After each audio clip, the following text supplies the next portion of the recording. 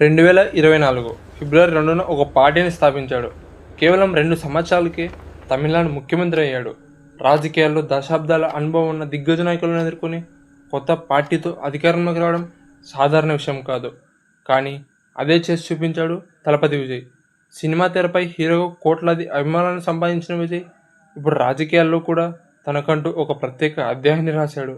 అయితే ఒక నటుడు ముఖ్యమంత్రి కావడం మాత్రమే కాదు, ఒక రాష్ట్రాన్ని సమర్థవంతంగా నడపడం కూడా అంతే ముఖ్యమైన విషయం. రాజకీయ అనుభవం లేకుండా విజయ్ నిజంగా తమిళనాడును అభివృద్ధి దిశలో నడిపించగలడా, లేక ప్రజలకు ఇచ్చిన హామీలను నెరవేర్చి తన పాలనలతో విమర్శకుల నోళ్లు మూయించగలడా? మహిళల సంక్షేమం నుండి యువత ఉపాధి వరకు, రైతుల అభివృద్ధి నుంచి మౌలిక సదుపాయాల విస్తరణ వరకు విజయ్ అమలు చేస్తున్న పథకాలు, అభివృద్ధి వ్యూహాలు తమిళనాడుకు ఎంతవరకు ఉపయోగపడతాయో ఈ వీడియోలో పూర్తిగా తెలుసుకుందాం. కాబట్టి ఈ వీడియోని చివరి వరకు చూడండి. వీడియో ఎండ్ అయ్యేలోపు విజయ్ ముఖ్యమంత్రిగా ఉండడం సరైన విషయమా కాదా అనే విషయంలో మీకే ఒక స్పష్టమైన అభిప్రాయం ఏర్పడుతుంది. ఆ తర్వాత మీ అభిప్రాయాన్ని కామెంట్స్ రూపంలో తప్పకుండా తెలియజేయండి.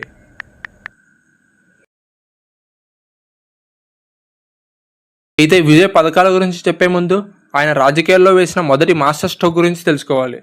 ఇక విజయ్ స్థాపించిన తమిళగ వెట్రి కళగం అంటే టీవీకే పార్టీ గురించి మాట్లాడితే ఈ పార్టీలోని ఎమ్మెల్యేలు అందరూ విద్యావంతులే. సోషల్ మీడియాలో వైరల్ అవుతున్న వివరాల ప్రకారం టీవీకే ఎమ్మెల్యేలలో 22 మంది ఇంజనీర్లు, 18 మంది న్యాయవాదులు, 22 మంది పోస్ట్ గ్రాడ్యుయేట్లు, 8 మంది ఎంబీబీఎస్ డాక్టర్లు, 5 మంది ఐఐటి గ్రాడ్యుయేట్లు, 6 మంది పిహెచ్డి హోల్డర్లు ఉన్నారని చెప్తున్నారు. చదువు, నైపుణ్యం, కొత్త ఆలోచనలతో కూడిన నాయకత్వాన్ని తీసుకురావాలనే విజయ్ ఆలోచన ఈ బృందాన్ని చూస్తుంటే అర్థమవుతుంది. విజయ్ తీసుకున్న మొదటి కీలక నిర్ణయం విద్యారంగానికే సంబంధించింది. విద్యను వ్యాపారంగా మార్చకూడదనే ఉద్దేశంతో ప్రైవేట్ పాఠశాలల ఫీజులకు పరిమితులు విధించారు. నిర్ణయించిన పరిమితికి మించి ఫీజులు వసూలు చేసే పాఠశాలలపై చర్యలు తీసుకుంటామని ప్రభుత్వం స్పష్టం చేసింది. అలాగే ప్రతి పాఠశాల తమ ఆమోదిత ఫీజు వివరాలను బహిరంగ ప్రదర్శించడం తప్పనిసరి చేసింది. గ్రామాల అభివృద్ధికి విజయ్ ప్రకటించిన మరో కీలక ప్రణాళిక ఇది. ప్రతి గ్రామ పంచాయతీకి ఒక అంబులెన్స్, ఒక లైబ్రరీ, స్ట్రీట్ లైట్స్, భద్రత కోసం సీసీటీవీ కెమెరాస్ ఏర్పాటు చేయాలని లక్ష్యంగా పెట్టుకున్నారు. అలాగే ప్రతి సంవత్సరం 1000కి పైగా చెట్లు నాటడం ద్వారా గ్రామాలను మరింత పచ్చదనంతో అభివృద్ధి చేయాలని భావిస్తున్నారు. విజయ్ తీసుకున్న మరో కీలక నిర్ణయం రోడ్లపై ప్రజలకు ఇబ్బంది కలిగించే కటౌట్స్, బ్యానర్స్ను నిషేధిస్తూ ప్రభుత్వం నిర్ణయం తీసుకుంది. ప్రజల భద్రత, ట్రాఫిక్ సౌకర్యం మరియు పరిశుభ్రతకు ప్రాధాన్యం ఇవ్వాలనే ఉద్దేశంతో ఈ నిర్ణయం తీసుకున్నట్లు ప్రభుత్వం తెలిపింది. ఇక విజయ్ తీసుకున్న మరో కీలక నిర్ణయం ఆలయాల్లో వీఐపీ దర్శనాలకు ముగింపు పలకడం. దేవుడి ముందు అందరూ సమానమనే భావంతో భక్తులందరికీ సమాన దర్శనం కల్పించాలనే లక్ష్యంతో ఈ నిర్ణయం తీసుకున్నట్లు చెప్తున్నారు.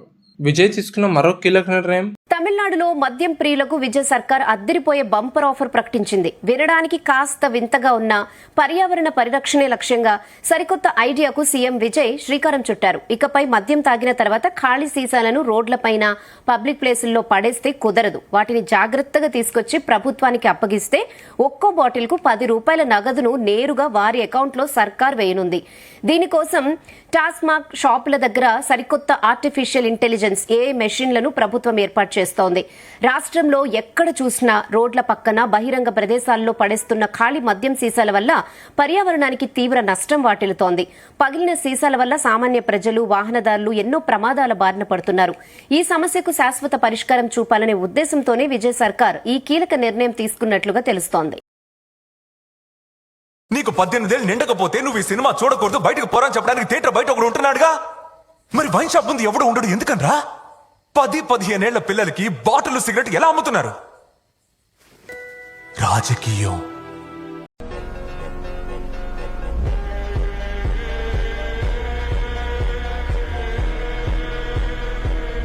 This is a new beginning. నాకు కావాల్సింది పదవి, డబ్బు, అధికారం కాదు సార్. నా జనం మనశ్శాంతి. వాళ్ళని ఇంకో అడుగు ముందుకు నడిపించాలి. ఇంకా విజయ్ చెప్పిన కొన్ని సంక్షేమ పథకాలు ఇవి.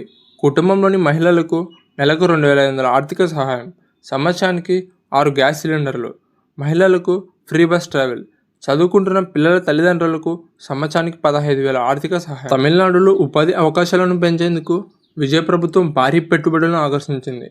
కాంచీపురం జిల్లాలో 15,000 కోట్ల డేటా సెంటర్ ప్రొవైడ్, కోయంబత్తూరు జిల్లాలో 2,500 కోట్ల ఎలక్ట్రానిక్ మ్యానుఫ్యాక్చరింగ్ ఫెసిలిటీ, తిరువల్లూరు జిల్లాలోని కట్టుపల్లి పోర్టు వద్ద 1100 కోట్ల షిప్ బిల్డింగ్ యార్డ్ ఏర్పాటు చేయడంతో వేలాది కొత్త ఉద్యోగాలు సృష్టించబడుతున్నాయి.